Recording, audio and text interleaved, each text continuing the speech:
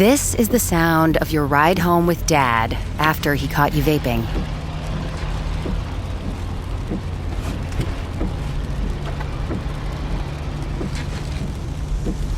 Awkward, isn't it? Most vapes contain seriously addictive levels of nicotine and disappointment. Know the real cost of vapes. Brought to you by the FDA.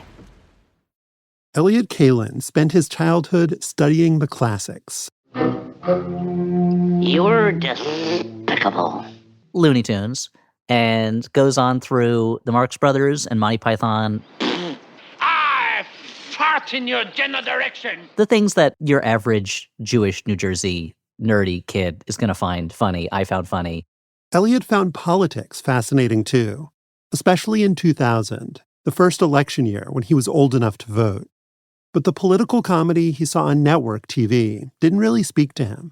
SNL was doing their kind of Bush-Gore debate sketches. They were about the idea that Bush is kind of dumb and that Gore is kind of boring. So I will ask each candidate to sum up in a single word the best argument for his candidacy.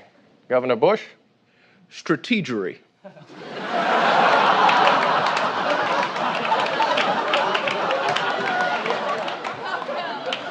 Vice President Gore? Lockbox. And I remember even as a young person watching that and being like, well, this isn't really about anything. But there was one show on cable, a half-hour parody of TV news, that felt like it had been made just for him. The Daily Show with Jon Stewart, weeknights at 11. We know what's really going on in politics, really. The number one thing that drew me to the show was it was funny. But it was also exciting to have any show that was presenting a viewpoint that's similar to mine. Stephen, are you seeing parallels with tonight's election? A country flush with prosperity, two young, energetic candidates perhaps ready to lead us back to Camelot? No, I'm getting more of a Nam vibe. You know, unwinnable wars, inescapable downward spiral, chaos in the streets, that sort of thing.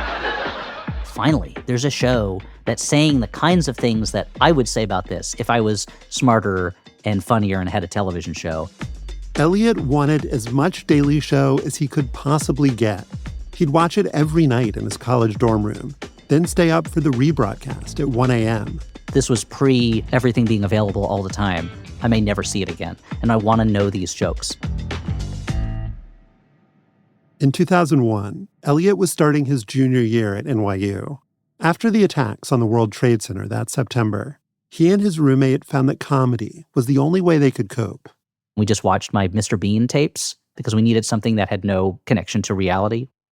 In the immediate aftermath of 9/11, old comedy bits were all Elliott could watch. All the late-night TV shows had gone dark, and nobody knew what they would sound like when they came back. Jon Stewart was off the air for more than a week, until the night of September 20th. They said to get back to work, and there were no jobs available for a man in the fetal position under his desk crying, which I gladly would have taken. I remember very well sitting in that dorm and seeing Jon's speech about it. The idea that we can sit in the back of the country and make wisecracks, which is really what we do. We sit in the back and we throw spitballs. And feeling like he's saying the next step of what we would think if we could process that far. But never forgetting the fact that it is a luxury in this country that allows us to do that. That is a country that allows for open satire. And I know that sounds basic, but that's really what this whole situation is about. If you had asked me when I was 17, I already would have wanted to work on that show. But now it felt like it wasn't just kind of like a silly luxury that I would allow myself, that maybe there was something more to it than that. This is Slow Burn Season 10, The Rise of Fox News. I'm your host, Josh Levin. After 9/11, the Fox News channel rallied a huge portion of the country around the Bush administration's vision of the world. But a lot of Americans, like Elliott Kalan, got drawn in by a different vision, one that was more skeptical and suspicious of the jingoism that Fox News was selling, especially as the U.S. marched to war in the Middle East. The first half of this series focused on where Fox News came from and how it stampeded into American life. Now I'm going to talk about what happened after it became a media juggernaut, and a big group of people tried to show the world what Fox really was.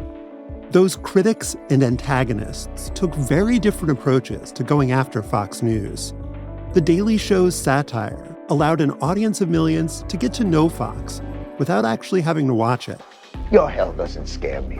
I make my living watching Fox News 8 hours a day. I'm already in hell. On Fox itself, liberal pundits tried, sort of, to win over the network's conservative viewers. Well, why are you insulting me? Because they try to make me a straw man doesn't make me a straw man. And a former Fox News employee exposed the channel's secrets and saw for himself how Fox got revenge. We wish him well. They say that to everybody, which means screw them. I hope they die. This is episode 4, Beacon of Truth.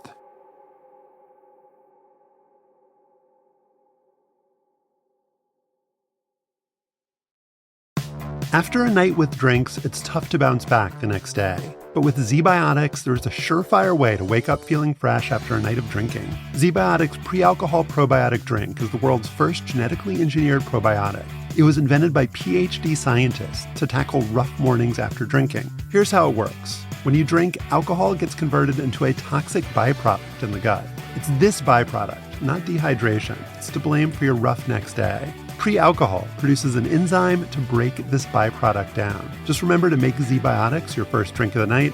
Drink responsibly, and you'll feel your best tomorrow. Also, Z-Biotics is continuing to invent probiotics that will help with everyday challenges of modern living. Go to zbiotics.com/slowburn to learn more and get 15% off your first order when you use Slow Burn at checkout. Z-Biotics is backed with a 100% money-back guarantee, so if you're unsatisfied for any reason, they'll refund your money, no questions asked. Remember to head to zbiotics.com/slowburn and use the code SLOWBURN at checkout for 15% off. Get softer, smoother, and more even-toned skin after just one use with the new Gentle Exfoliating line from Cetaphil. Formulated with a unique triple acid blend that promotes surface skin cell renewal, these gentle chemical exfoliators remove dead skin cells and refine skin's texture while hydrating, resulting in softer, smoother, more even-looking skin. Shop the new Cetaphil Gentle Exfoliating line in the face and body aisles at your local Target store or online at Cetaphil.com.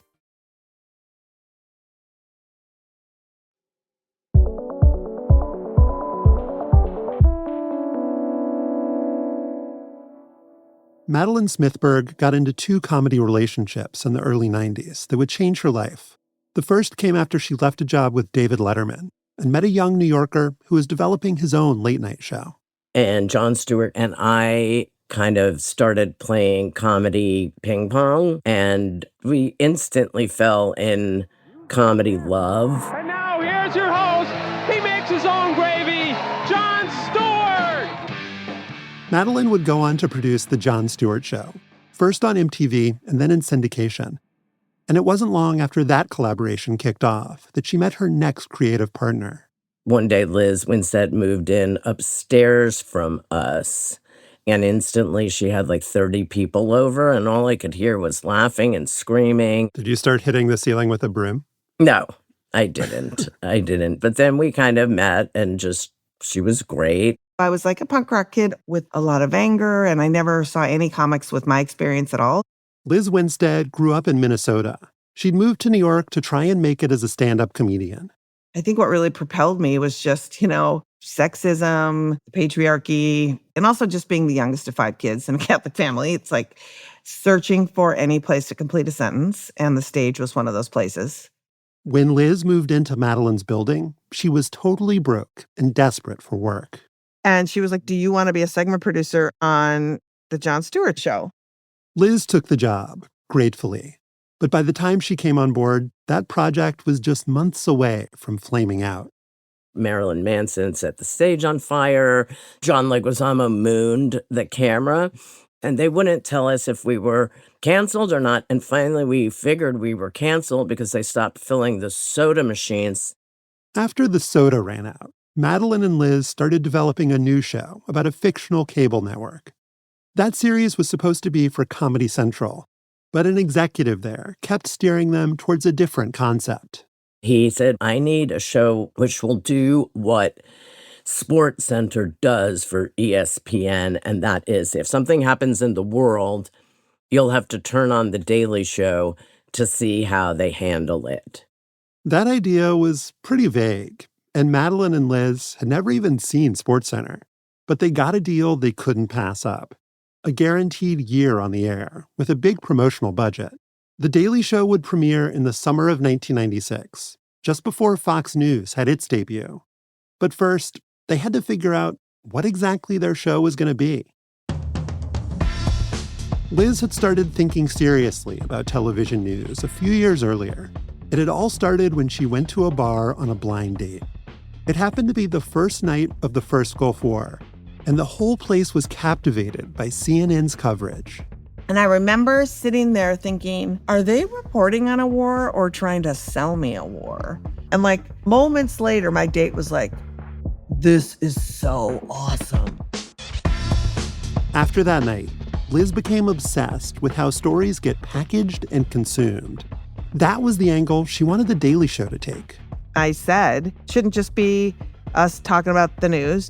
I think that the media should be a character in the show. We all, like in unison in my memory of it, uttered, what if we pretend we're them? And we all kind of like started drooling and our jaws fell. Pretending we're them meant creating a fake news show. To pull that off, they brought in actual journalists. One of our first hires was a guy named Brian Unger. He and Liz were dating, and he was working for CBS News.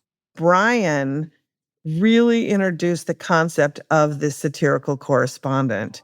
Our team of investigative reporters uncovers the toughest stories. We are at the potato sack race. And asks the mock seriousness would actually pave the way for us to be as silly as we wanted to be. The host of The Daily Show, Craig Kilborn, had actually anchored SportsCenter. He was tall and blonde and did a dead-on impression of blow-dried TV news fatuousness. I am out there every night for one reason and one reason only. To give good news. To look good. No. To give great news. No. To look great. We didn't want the audience to know whether or not he was in on the joke. I think it was unclear whether or not he was in on the joke. Kilborn definitely looked the part, but with him in the host chair, The Daily Show didn't have a clear perspective on the world, and it lacked political bite. After 2 years, Kilborn left to host a late-night show on CBS. His replacement was Liz and Madeline's old friend. Welcome, welcome to The Daily Show. Craig Kilborn is on assignment in Kuala Lumpur. I'm Jon Stewart. When Stewart took over in 1999, Liz had already left, under circumstances we'll get into later in this episode. Now, from the outside, she watched her original vision start to snap into focus. When Craig left and Jon took over, he made a decision that I think was a good strategic move, which was, I'll be the voice of reason, but I'll surround myself with these imbeciles so that I can be the voice of the viewer. That shift, to make the host an island of sanity in an insane world, was very well timed. Because in the fall of 2000, the Florida recount would take American politics totally off the rails. That's where we went a little crazy in a good way. That's Ben Carlin. He came on as The Daily Show's head writer after Jon Stewart became the host. Along with the hanging Chad, the swinging as it got deeper and deeper, it became more comedically absurd. The words were ridiculous. The process was ridiculous. Double somersault half pike Chad over barrel flamenco style, which degree of difficulty 3.1 should only be tried by the most skilled voters. The Daily Show's coverage of Indecision 2000 didn't just make fun of ridiculous ballot terminology. The 2000 election was when we really started zeroing in on the Fox News of it all. The show took its first big swing against Fox when it came out who'd been running the channel's decision desk. Meanwhile, a new flap has developed after it was revealed that John Ellis, the man responsible for calling Florida and the election for George W. Bush happens to be George W. Bush's first cousin. Fox's John Ellis moment hit Jon Stewart like a blinding flash of light. He would later say, "That was the first time it occurred to me that we took it a little bit more seriously than the media did. We were serious people doing a very stupid thing, and they were unserious people doing a very serious thing." They're killing me. Slowly eating away my flesh. During the weeks-long purgatory after election night, The Daily Show and Fox News were rising in parallel. They both saw their viewership multiply, and they were both cementing their points of view. Fox was rooting for Bush. I mean, that's not a secret, but seeing once they're like so close to the end zone, how they're willing to kind of spin it was so funny to us and so bald. For the most part, The Daily Show's audience was not rooting for Bush. Just listen as Stewart announced the official winner in the state of Florida. George W. Bush. It wasn't just the crowd that felt that way. How would you describe the politics of the writers? I mean, most everyone was fairly left of center. Do you think you had anybody who voted for George W. Bush? Not in the writer's room, no, absolutely not. Regardless of the staff's political persuasions, Stewart insisted that he and the show weren't partisan. He said that he identified with the disenfranchised center, the group of fairness, common sense, and moderation. The Daily Show definitely did not discriminate when it came to ragging on the media. In the early 2000s, CNN was just as big a target as Fox News. Let's face it, no form of entertainment can be sustained for 24 hours. CNN's got so much time to kill, they report on the future. Let me start with you. What's your lead in the paper tomorrow, you know? Lead story's still the war, Aaron. That's a little segment called, anybody? Anybody? I'm dying over here. Anybody? One Daily Show producer told us that their segments on CNN were pinches of love. Basically, that they wanted to encourage the original cable news network to be better, and live up to its own standards. The show's breakdowns of Fox News were a lot less loving, and when The Daily Show won a Peabody Award for its coverage of the 2000 election, Stewart couldn't resist making a little dig. You know, the news parody division, which I think is what we won in, was not that much competition this year. It was us and Fox. The Daily Show took its news parodies very seriously. One of their secret weapons was a research chief who said that without credibility, the jokes mean nothing. They also dug up material that nobody else had, thanks to young go-getters like Elliot Kalin. When I got the internship, I was so excited. Elliot had watched Jon Stewart's post-9/11 monologue in his NYU dorm room and been inspired by what a comedy show could do. He got his foot in the door a year later. One of his jobs at The Daily Show was recording the news. In the reception area, there was like a TV with a VCR, and we would set up tapes for shows that we knew we wanted to watch. That one VCR, and later a whole bunch of TiVos, expanded The Daily Show's scope and ambition. In the spring of 2003, the show put together a debate on the invasion of Iraq by grabbing news clips and stitching them together back to back. On one side of that debate was President George W. Bush.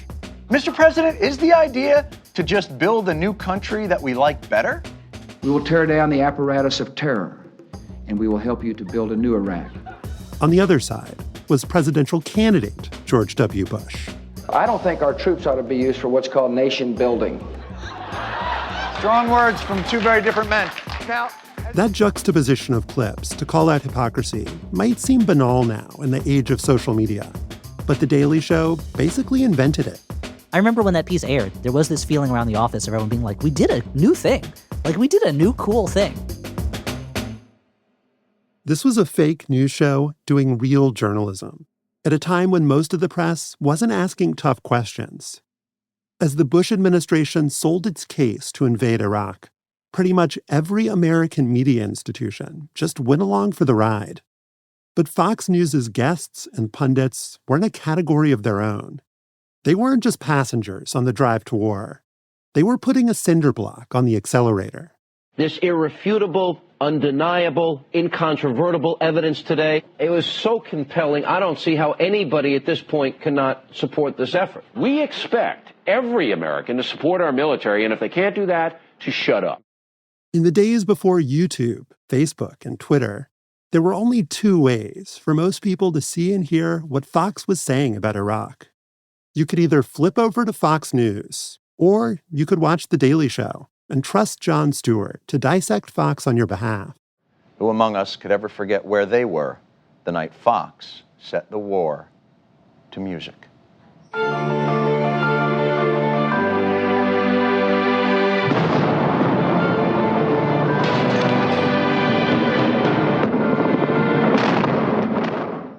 That was real. Sounded like our troops have liberated a Yanni concert. For millions of Americans who didn't watch Fox News, The Daily Show's critical eye helped define what Fox was and what it stood for. This war has truly belonged to Fox. Not only did they start it, but they managed to offer fair and balanced coverage while combining the subject they were covering with their own promotion. I'd like to say hello to all my friends and all my family in North Carolina. You're watching Fox News. This was exactly what Liz Winstead had wanted The Daily Show to be. The kind of place that would go after an influential media outlet for hyping up a war. The show's critiques brought Fox News attention it wouldn't have gotten otherwise.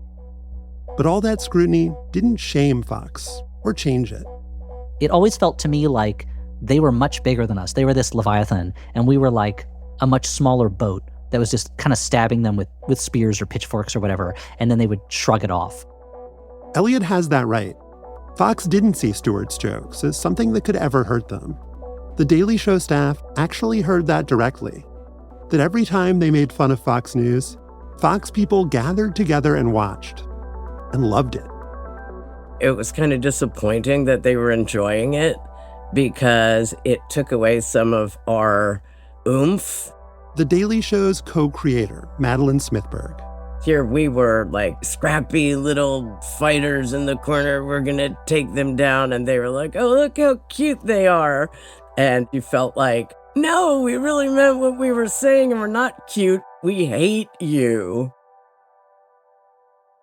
A big chunk of The Daily Show's audience hated Fox too, but probably not as much as they loved Jon Stewart. Around the time of the Iraq War, Stewart started getting celebrated as a crusading hero. There was a sign that someone had put up in the writer's room that said Beacon of Truth, I think, that we put up ironically. Elliot Kalin would build a long career at The Daily Show, going from intern all the way to head writer. He first fell in love with the show because it didn't only care about being funny. It also had a moral compass. But that balance between humor and righteousness was always tricky to strike. Whenever things would get too serious in a meeting, every now and then someone would point to go, Beacon of Truth. That would be a good reminder for us that it is jokes. If we're not funny and we're not entertaining, then why are we even doing this? The thing that I'm the most proud of in the show is the seriousness and the silliness at the same time. The Daily Show built a cult following around the idea that a fake news show could expose phoniness and hypocrisy. But Jon Stewart wasn't much of a cult leader because he wasn't leading his viewers anywhere in particular. He was only telling them what not to believe in.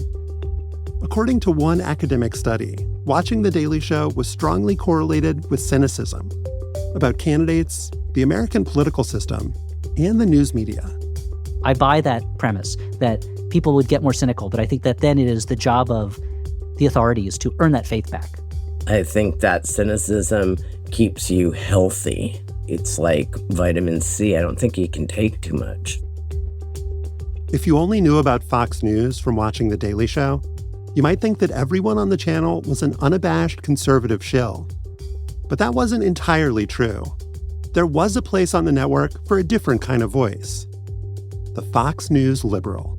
The right has been much better at packaging and marketing itself, and the left wing has not fought back. Let's take a quick break.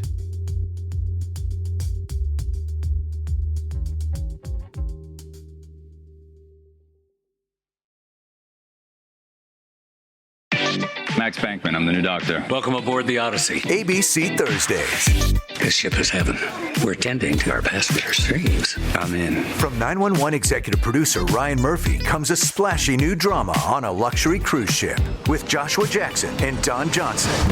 It's your job to keep everyone alive. She's in VFib. 1, 2, 3. Clear. I have a pulse. You're going to be okay. Dr. Odyssey. Thursdays, 9/8 Central on ABC. And stream on Hulu.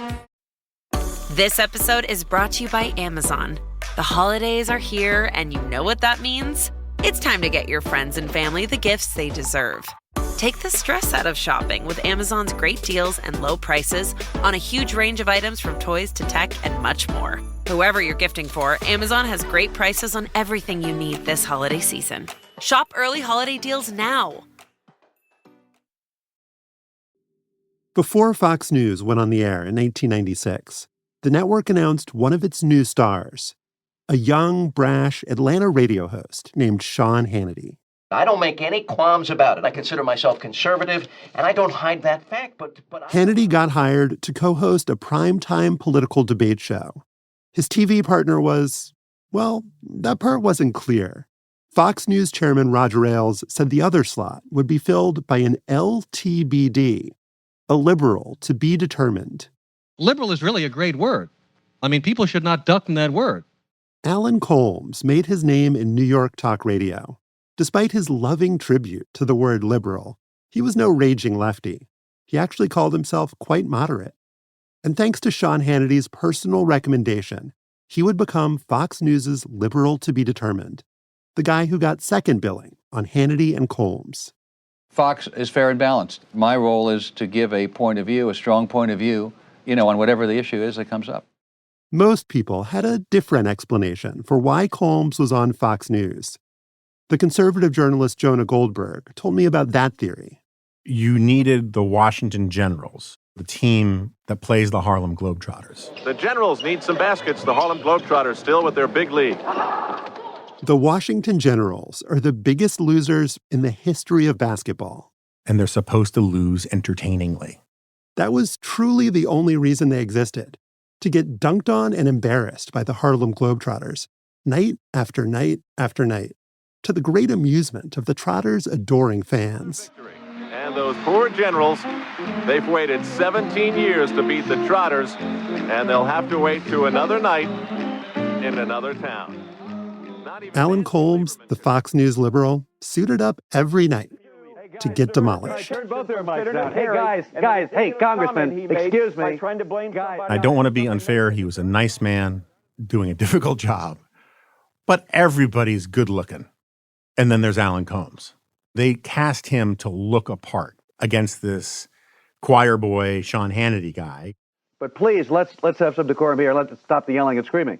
Now, Congressman Schrock, it seems to me that... Well, he was on a conservative TV network. He was never set up to win. That's Mark Riley. Like Colmes, he was a fixture on New York talk radio. I loved Alan Colmes. Alan Colmes, good people. But, he was there for a reason. He knew why he was there. He had a role to play, and he knew who the audience was. Colmes did score some points, occasionally. If you listen closely, you might hear him challenge a guest or stick up for the Democratic Party. Can you name a Democrat who wants us to lose the war on terror? I wouldn't put words in your mouth. I don't say that. I just say you do not support what President Bush is doing. You're undermining him during war. No, we don't support his policies. That's not undermining. But I'm going to tell you something. But Colmes, who died in 2017, seldom ventured beyond the center left or really confronted Sean Hannity. Some of Colmes's biggest fans were actually in the Republican caucus.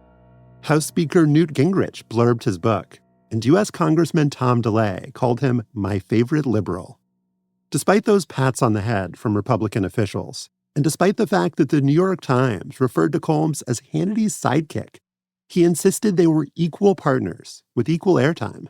By the way, we have a producer who sits in the control room with a stopwatch. It is actually timed. Roger Ailes liked to talk about that stopwatch thing, too. In his version of the story, he held the timer himself to ensure that everything was fair and balanced. It was a convincing-sounding story, if you'd never watched the show. When Colmes did a Q&A on C-SPAN, he heard from someone who had been watching. Hey, Alan, I think you're a nice guy, but your partner dominates the show. It seems like you're too nice to disagree. Okay, I'll be meaner from now on if it'll make you happy. Alan Colmes may have been the pundit equivalent of a basketball team that never won. But he argued that just being in the game was its own kind of victory. He said that liberals had a lot to gain by reaching out to audiences that didn't agree with them. He also said that if Sean Hannity went on the air alone, then that would only serve the right wing's interests. It was a reasonable argument, one that plenty of Democrats used to explain their own appearances on Fox. But for some left-wing pundits, noble defeats just weren't good enough. They wanted to go on Fox News and win. I have nothing against Alan Colmes. He wouldn't harm a fly, and that's why they chose him. That's Jeff Cohen. He's a bona fide left-winger, the founder of the progressive media watchdog group Fairness and Accuracy in Reporting.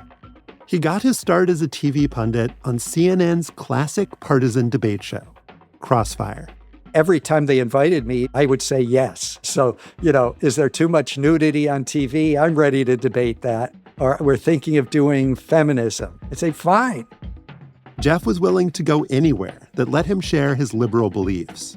And so in 1997, when Fox News was looking to round out its weekend media criticism show, he agreed to come on board. I'm Eric Burns, and I'm all out of ideas. So here's the panel this week. We begin with Jeff Cohen, Fairness and Accuracy in Reporting. On that show, Fox News Watch, Jeff found himself on an ideological island. His longtime fellow panelists were moderate journalist Jane Hall, Christian conservative Cal Thomas, and former Reagan and George H.W. Bush advisor Jim Pinkerton. I was outnumbered by right-wingers from beginning to end. It was good interplay to have me on that show. This idea that immigrants have to immediately learn English when we demand that they learn English is silly. My close political colleagues were utterly amazed. It's unbelievable what you said. I can't believe you're saying that anywhere on TV, let alone Fox. You've got Bush and Gore, who the evidence suggests both have violated drug laws, but the prisons are not filling up with rich white guys born into privilege. I think it's important to talk. Writing in Vanity Fair, critic James Walcott said that Jeff was farther to the left than any other talking head on cable, and that his presence on the air was a credit to Fox News. For Fox viewers, he was an object of fascination, like a zoo animal who'd wandered into the wrong habitat. Now, for the part of our show that we call Letters About Jeff. Jeff Cohen could be replaced by a row of buttons that play the top 20 hits of international socialism. There's no individual on that show that got more email, pro and con, and some of it was pro. And finally, from a very surprised Marty in Boise, Idaho, regarding last week's show, I couldn't believe it. I agreed with Jeff Cohen twice. Keep watching, Marty. It was calls like that one that convinced Jeff that Fox News was a worthwhile venue for his ideas. He was even allowed to criticize Rupert Murdoch and the decision to put George Bush's cousin on the Fox decision desk. Those were thrills. It's what you call biting the hand that's feeding you. No matter what Jeff said, Fox News seemed to enjoy having him around, so long as he stayed in his enclosure. I was on in the weekend, so I got away with it. Would I have been able to do that in prime time? No. Would they ever have allowed me into prime time? No. And I knew that any moment I could be fired. Jeff ultimately left Fox News of his own volition. While he enjoyed being Fox's house contrarian, he knew it was never actually going to be fair and balanced. And so in 2002, he took a job with another cable news channel. Count on America's news channel, MSNBC. MSNBC had debuted alongside Fox News in 1996, but in the cable news wars, it was a very, very distant third. Top-rated Fox has quadrupled its ratings. CNN has as well. And MSNBC has seen its viewership jump from 3 to 9 people. It wasn't just that nobody watched. MSNBC didn't seem to know what it wanted to be. CNN is the reporters network, Fox News Channel is the opinion makers network, MSNBC is the confused network. In 2002, MSNBC was not a liberal channel. Far from it. But Jeff thought he might be able to turn it into one. The job he took was to help launch a talk show hosted by a left-wing icon. Phil Donahue. This is an email from Michael. I'm 17. I'm the person the Bush administration wants to hold a rifle and go off and kill Iraqis. I would like to know why. Is that too much to ask? Donahue was a daytime talk pioneer, the guy who paved the way for Oprah Winfrey and Jerry Springer. By the early 2000s, he was a TV elder statesman and unabashed about his liberalism and his opposition to war in Iraq. I have to tell you, when you're called unpatriotic, it's very personal and it hurts your feelings. I ought to know. One reporter called MSNBC's decision to showcase Donahue a bold move to lift the channel's sagging ratings. They guaranteed him that he could be as progressive and biased toward the left as O'Reilly was biased in favor of right-wing themes and issues. It would be counter-programming against Fox. Donahue became MSNBC's highest-rated show. But that promise, that he could be as progressive as he wanted, got broken very quickly. Management said, whenever you have a guest who is anti-war, you have to have two guests that are pro-war. If you have two guests that are on the left, you have to book three guests that are on the right. Even with those rules in place, the network canceled Donahue in early 2003 after just 7 months on the air. An MSNBC higher-up told Jeff, "The rap on us is that we're anti-American." So instead of distinguishing itself by moving to the left, MSNBC brought in new hosts that tacked aggressively to the right. In primetime, Republican ex-Congressman Joe Scarborough called anti-war protesters leftist stooges. And on weekends, the conservative zealot Michael Savage swerved even further. I don't want Osama bin Laden driving around in a burqa and a veil with a suicide bomb strapped to his chest. Do you liberal idiots want that? TV executives had a term for this phenomenon, the Fox effect. MSNBC was copying Fox News' pro-war, pro-troops, pro-flag philosophy, both to juice its ratings and to avoid being seen as a home for the liberal anti-war agenda. One journalist who'd risen to stardom at MSNBC was not on board with that approach, and she decided to speak out. Ladies and gentlemen, please help me welcome Ashley Banfield. Ashley Banfield had anchored her own primetime show on MSNBC and reported from hotspots around the world, including Gaza, Afghanistan, and Iraq. By 2003, Ashley's show had gotten canceled, and her star had dimmed at NBC News, a sign, one colleague said, of the network's fickleness. That spring, she made a speech at Kansas State University criticizing the American media for turning the war on terror into sanitized TV entertainment. And she said that one cable channel was driving everything. Many talk about it as the Fox effect, the Fox News effect.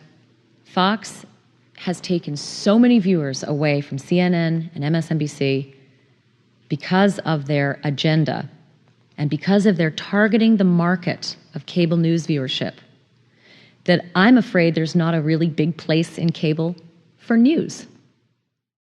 What was the response from your bosses at NBC to your speech? Oh, God. NBC News president Neil Shapiro called me into his office and shooed me out and said they'd already written my statement apologizing. And I said, but I'm not. I'm not apologizing for it. I spoke the truth. NBC said publicly that they were deeply disappointed and troubled by her remarks. They also took away Ashley's office. And my agent sort of pressed them to say, what's Ashley supposed to be doing every day right now? Because no one will respond. Eventually, she was given a space of her own. So they cleared out a tape closet and wedged a desk into it. But I went to work every day. I refused to not show up. Ashley says that she got sidelined for 17 months until her contract ran out.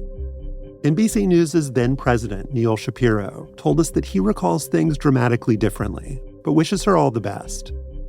Looking back, it's undeniable that Ashley's career stalled out after she talked about how Fox was changing cable news. But in 2003, she wasn't the only one taking a risk to call Fox out. That fall, someone else would make his voice heard, a whistleblower that Fox News couldn't ignore. What I was thoroughly naive about was that there could be a network news operation that would be an arm of a political party. We'll be back in a minute.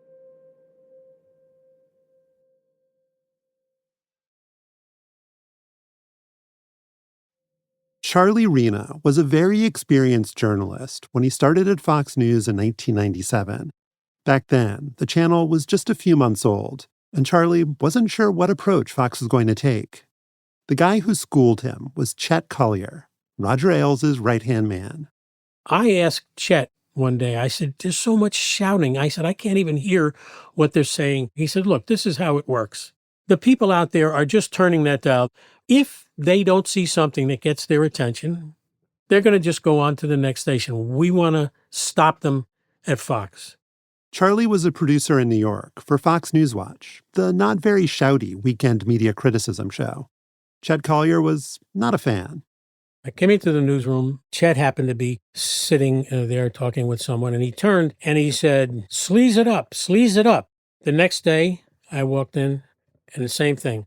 Dumb it down, dumb it down. Did you sleaze it up and or dumb it down? No, we did it our way. For years, he mostly managed to keep Fox News Watch insulated from the suits, a fact that the panelist Jeff Cohen appreciated. Charlie Reno was a serious reporter. He was a serious TV producer and news writer, and he understood journalistic ethics. Charlie had worked at the Associated Press, CBS, and ABC, outlets that he says aimed for neutrality. Anything that showed the slightest partisan bias of any sort would be stopped, would be edited, you'd be hauled on the carpet. It was just not done.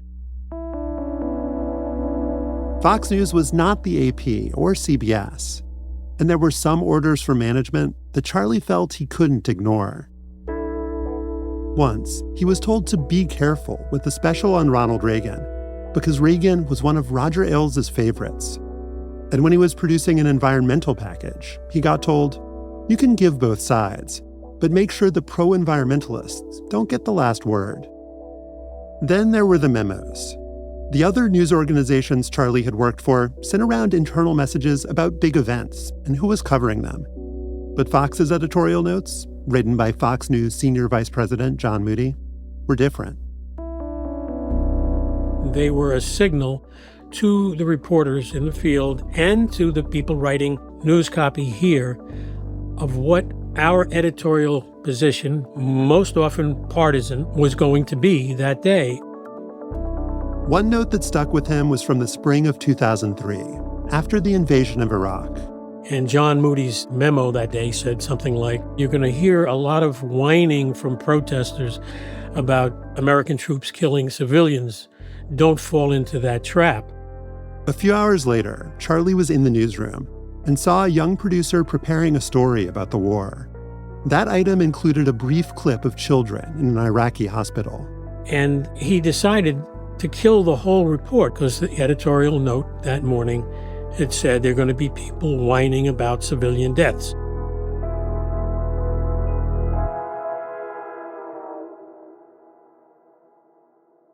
Moody's memos weren't always treated as gospel, especially by the news crew in Washington, D.C. But even their editorial freedom had its limits. I remember this very clearly. It was January. It was around the anniversary of Roe v. Wade. That's Ann McGinn. She was a producer in the D.C. bureau. I was on the mall to do live shots with one of my correspondents, Major Garrett, and it was the first time I'd ever heard the term pro-abortion. In one respect in Washington, it is a ritual, and in another respect, it is a profound yearly recognition of the importance this issue plays to people on both sides of the issue, anti-abortion and pro-abortion forces. And he finished his live shot, and I said, what was that? And he said, I see you hadn't read Moody's editorial note this morning. We now refer to it as pro-abortion. And I looked at the note, and sure enough, it was in there. Ann believed that shift in language, turning pro-choice into pro-abortion, was not a journalistic decision. When we're talking about the anniversary of Roe v. Wade, to talk about one side of the issue as those folks being pro-abortion, I don't think that's factual. And I think that skews the conversation.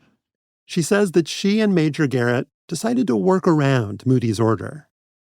And the tape we acquired from that day shows that in his next live report, Garrett says pro-choice. But then there's this, 90 minutes later. Decision. Anti-abortion forces are convinced the Supreme Court will eventually overturn those rights. Pro-abortion forces believe that will never happen, and even if it does, they'll win. A Fox News producer in New York, Randy Lubratich, got the same command. Pro-choice was now pro-abortion. And I morally disagreed with that terminology because you can be against abortion and still be pro-choice.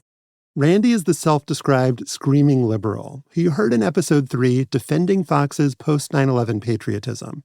But this mandate about language was something she couldn't get behind. I said, I'm sorry, I cannot in good conscience write pro-abortion. I will not write pro-abortion. I will write pro-choice. And I was told I could go home for the day. I wouldn't be paid for that day. If that was my hill, then that was the repercussion. And I said, bye. Fox News told us that its Human Resources Department has no record of Randy's suspension, which has not been revealed publicly before now. Neither has the existence of Fox's directive to use the term pro-abortion. I did find one published report about a Fox memo, an order that staffers not use Terminator puns when Arnold Schwarzenegger was running for office. But that was all anyone outside Fox News heard about the editorial notes until the fall of 2003, when Charlie Rena blew the whistle. Charlie had quit his job at Fox News in April 2003. That decision wasn't about politics. He'd been given tasks that he felt were a demotion, and he wanted to get out with his dignity intact. After that, Charlie kept his mouth shut for 6 months, until he saw some quotes from the journalist Chris Wallace. Wallace had left ABC to join Fox News, and he said in an interview that Fox gets an unfair rap. Its reporting is serious, thoughtful, and even-handed. I thought, that really deserves a reply. It deserves an answer, a rebuttal. Charlie wrote a letter to Jim Romanesco, a media blogger whose website was essentially a national journalism message board. The letter said that the roots of Fox News Channel's day-to-day on-air bias were John Moody's editorial notes. Charlie described Moody's whining protesters memo and how it led a young producer to kill a story rather than show injured Iraqi civilians. And he said that wasn't an isolated incident. Now, the last thing I wrote was, at the Fair and Balanced Network, everyone knows management's point of view. And in case they're not sure how to get that on the air, the memo is there to remind them. Before Charlie's letter, the Fox News memos were a secret. Now they'd been exposed, and other journalists were talking too. A former staffer at foxnews.com said he'd been told to seek out stories that cater to angry middle-aged white men who listen to talk radio and yell at their televisions. Someone else said the memo's existence proved that fair and balanced was an empty slogan, like tastes great, less filling. There was even a public call for someone inside Fox to leak each day's editorial note. Fox News' response to all of this was to try and discredit the source, Charlie Rena. A Fox executive, Shari Berg, sent her own letter to Jim Romanesco, and it was intense. It was a personal attack full of lies. She used the word fuck in it. That letter said that Charlie's coworkers found him so clueless that he'd leave them muttering, "Go fuck yourself." The letter also claimed, falsely, that Charlie had never worked in the Fox newsroom.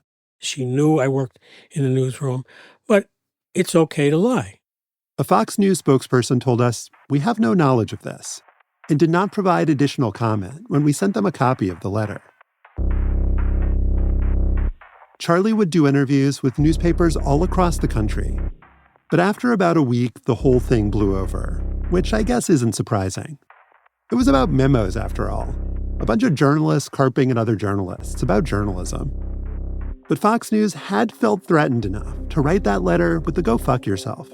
Charlie wasn't really surprised that Fox had attacked him publicly. A few years earlier, when he was still working for Fox News, he'd watched the channel's PR shop go after MSNBC's Ashley Banfield for seemingly no reason at all. In a 2001 Washington Post story on Banfield, a Fox spokesperson said, Fox News considers her a lightweight. She's the Anna Kournikova of TV news. This tennis player who had the reputation of being a pretty face, it was cruel. It was really cruel. And therefore, I thought that he had been quoted on something that he thought he said off the record. I happened to see him a few hours later coming out of the newsroom, and I took him aside. I said, "Did they snooker you here?" He said, "Oh, no." He said, "We generated that whole story. We're out to get her." Wow, I hadn't heard that. Well, maybe I should be flattered that they felt threatened by me. It would be great if they went after my journalism, but they didn't. Maybe they couldn't find anything wrong with the actual work I was doing, so they went after me. 6 months later, Fox News went after her again. Roger Ailes told the New York Times that there are news anchors and news actors. He said that Ashley Banfield was a news actress, that it's all about her performing the news. It was extraordinarily hurtful. I actually reached out to him about it. I said, "I don't understand why you would attack me in this way when you were trying to hire me." That part, about Ailes trying to hire her, is a story she hasn't told publicly. It happened before Ashley was a big name, when she was still on local TV in Dallas and looking to go national. I met with Roger Ailes in his office, and he asked me a couple of questions that I thought were very off base. One was how I voted. And he asked me to do a twirl, which I have come to learn was not unique to me. Gretchen Carlson, Megyn Kelly, Allison Camerata, and more women who worked at Fox News have all described Ailes harassing them in exactly this way, ordering them to spin around so he could examine them from all angles. After Roger Ailes asked Ashley to twirl, he offered her a job, but NBC was recruiting her too. The reason I didn't go to Fox News at the time was that they didn't have a show. And NBC was offering me 3 hours on MSNBC. And so it was a no-brainer. I said, thank you so much. It's been great to meet you, and I appreciate you showing interest. And he seemed very affable and kind. And then, the vitriol started after I started doing well. Those specific details may help explain why Ailes and Fox went out of their way to demean her. But Ashley's experience also reminds me of something we heard from Terry Anzer, the anchor from America's Talking, who we interviewed in our second episode. Terry told us that she loved her job and that she still remembers wanting to cry before she went on camera. You can win 5 million Emmys and only hear about how your hair looked that day. That kind of pressure and scrutiny is only part of what women at all levels of the industry have to navigate. I had no idea that a situation that I was working in would qualify as a hostile work environment. That's Fox News producer Ann McGann, and this is Fox producer Randy Lubratich. Who is going to complain? Who is going to HR? I didn't even know that HR existed at Fox News. I thought he was actually legitimately interested in what I had to say. In late 2003, Caroline Bruner was working behind the scenes at a presidential debate that Fox News was hosting in Detroit. She was still in her 20s and trying to prove herself as a producer. After the debate, she got what she thought was a rare opportunity to speak peer-to-peer with a senior executive, the guy who sent the daily memos, John Moody. He was asking me questions about shows and news and to get my perspective. And then later that night, we went to a bar across the street. Everybody was there. And he tried handing me his hotel room key. And I held the hotel room key in my hand, and I handed it back to him. Fox told us that HR was not made aware of this allegation. Caroline told us she never filed a complaint, but we confirmed her story with 3 people she told at the time. John Moody left Fox News in 2018. He declined to be interviewed for this series and did not reply to a request for comment about this claim. There's been a tremendous amount of reporting about Roger Ailes' years-long campaign of sexual harassment and sexual assault. And later in this series, we'll be looking at how the sexual harassment allegations against Bill O'Reilly changed Fox News and the country. But most of the stories we heard didn't make headlines. Sexual harassment and misogyny in the workplace have taken so much away from so many women. Security, confidence, joy. and the opportunity to have the careers they've always wanted and come tantalizingly close to getting. And that is not just a story about Fox News. I had a tumultuous relationship with the host. I don't know why, but he felt like we didn't have his best interest at heart. Liz Winstead, the co-creator of The Daily Show, has rarely spoken about why she left her dream job, but she told us that she's now ready to talk about the original host, Craig Kilborn, and why she chose to quit. It all came to a head when he went out with a writer from Esquire magazine and said something in the magazine to the effect of, Liz was hired to give me blowjobs? He said that you would blow him if he wanted you to. Oh, yeah. And when it came out, there was a big push to not have me say anything. And it was very protective of Craig. He got suspended for a week. And I was like, if that's how you're going to view this, then I'm leaving the show. That's so classic. Like, you're the one who... Yeah, I'm the one that had to leave. Back in 1997, Craig Kilborn apologized for his regrettable remark. And when we reached out to him last month about his relationship with Liz more generally, Kilborn said, "My recollection of my time at The Daily Show differs from Liz, but I respect her and wish her only the best." I think the one thing, if I learned anything, it's you have two choices. You become the person who treated you like shit, or you make a vow to yourself that you'll never do that to other people. And I think that I've made that vow to myself, and it's paid off. Liz made it clear to us that her choice to leave the show wasn't just about one comment in one magazine. It was about the overall atmosphere that comment exemplified. And that atmosphere didn't magically improve when Jon Stewart replaced Craig Kilborn. The Daily Show was created by two women, but it was dominated by men. When the show won an Emmy for Outstanding Writing in 2003, Stewart joked about all the white guys who joined him on stage. I've always felt that diversity is the most important part of a writing staff. I don't know if you can tell, but Steve has a beard, and JR isn't Jewish. That award was for work done in co-creator Madeline Smithberg's last year as executive producer. Multiple sources have reported that at some point before Smithberg left, Stewart threw a script or newspaper at her head. An unnamed Daily Show staffer has said that Stewart then apologized, saying, "Sorry, that was the bad John. I try not to let him out." You could see and hear The Daily Show's perspective on the world whenever Jon Stewart denounced Fox News.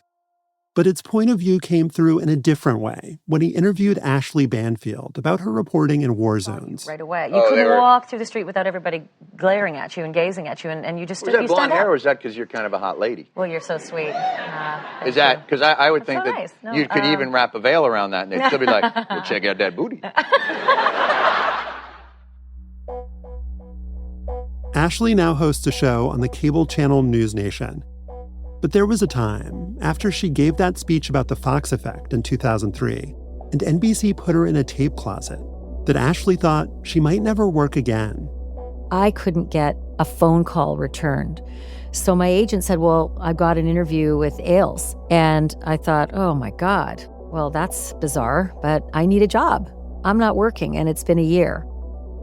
A few years earlier, Ashley had turned down a job offer from Roger Ailes, and he'd insulted her publicly. But now she felt she had no choice but to meet with Ailes again. So she went to Fox News headquarters in Manhattan. And I remember being in the boardroom, and he was sitting at the end of the board table with his foot up on a chair. And I remember him for like an hour suggesting that I didn't get it, that I didn't understand how it works. And then at the end, he just gave me a big look up and down. He said, but you're still looking hot. That's how he ended that meeting.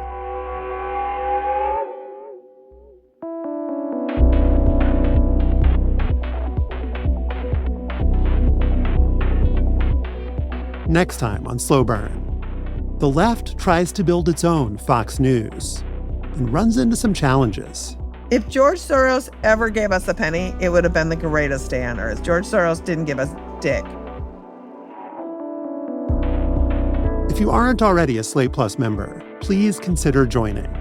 You'll be supporting Slate's independent journalism, including the creation of this season and future seasons of Slow Burn. And by joining, you'll unlock full ad-free access to Slow Burn and all your other favorite Slate podcasts. In this week's Plus episode, we're diving deeper into the world of The Daily Show of the early aughts. You'll hear from head writer Ben Carlin, writer Chris Regan, and correspondent Ed Helms about how they did their jobs and how they thought about Fox. I really think that The Daily Show was just trying to say what the fuck to institutions or public figures who were being shitty or disingenuous. Subscribe on Apple Podcasts by clicking Try Free at the top of the Slow Burn show page, or visit slate.com/slowburnplus to get access wherever you listen. This season of Slow Burn was written and reported by me, Josh Levin, and executive produced by Lizzie Jacobs. Slow Burn is produced by Sophie Summergrad, Joel Meyer, and Rosie Belson, with help from Patrick Fort, Jacob Fenston, and Julia Russo. Derreck Johnson is Slow Burn's executive producer. The season was edited by Susan Matthews and Hillary Frey. Merritt Jacob is senior technical director. Mix and sound design by Joe Plourde. Our theme music was composed by Alexis Cuadrado. Derreck Johnson created the artwork for this season. We had production help from Kate Mishkin, Karen Michelle, Chris Sinclair, and Travis Bell at the Westport Library in Westport, Connecticut. Special thanks to Rachel Strong, Chris Regan, Eric Burns, Peter Hart, Steve Rendell, and to Slate's Evan Chung, Madeline Ducharme, Forrest Wickman, Christina Cauterucci, Greg Lavallee, Ben Richmond, Seth Brown, Katie Rayford, Caitlin Schneider, Alexandra Cole, Emily Hodgkins, Ivylise Simones, Joshua Metcalf, Heidi Strom-Moon, and Alicia Montgomery, Slate's VP of Audio. Thanks for listening. We'll see you next week.